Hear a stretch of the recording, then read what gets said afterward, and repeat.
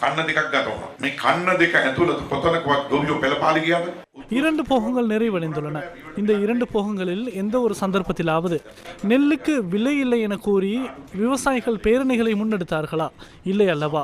இதுவும் நடக்கவில்லை. இந்த போகத்தில் நாம் சிறிய திருத்தங்களை மேற்கொள்கின்றோம்.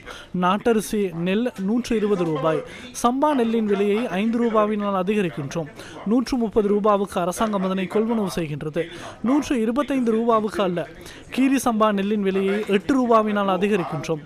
8 ரூபாய் என்பது ஒரு கிலோவுக்கு பெரிய கணக்காகும்.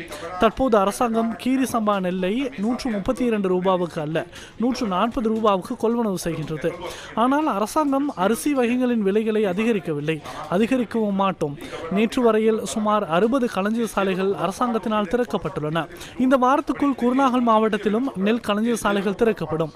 எமக்கு சிறிய பிரச்சனை ஒன்று இருக்கின்றது. நெல் சபைக்கு பாரிய ஊழியர் பற்றாக்குறை காணப்படுகின்றது. சில ஊழியர்கள் 2 அல்லது 3 களஞ்சிய சாலைகளை மேற்பார்வை செய்ய வேண்டியுள்ளது. அந்த ஊழியர் பற்றாக்குறையின் ஒரு பகுதியை இம்முறை நாம் பூர்த்தி செய்வோம். எதிர்வரும் காலங்களில் வெற்றிடங்களை முழுமையாக பூர்த்தி செய்ததன் பின்னர் இந்த சேவையை மேலும் ஒழுங்குபடுத்த முடியும். அந்த இடத்துக்கு நாம் கொண்டு வந்திருக்கின்றோம். ඉදිරිය වෙනකොට ඒ සේවක පුරපාඩු සම්පූර්ණ කරගත්තට පස්සේ මීට වඩා මේක විධිමත් කරන්න පුළුවන් වෙයි. ඔන්න ඔතෙන් අපි ගෙනල්ලා තියෙනවා.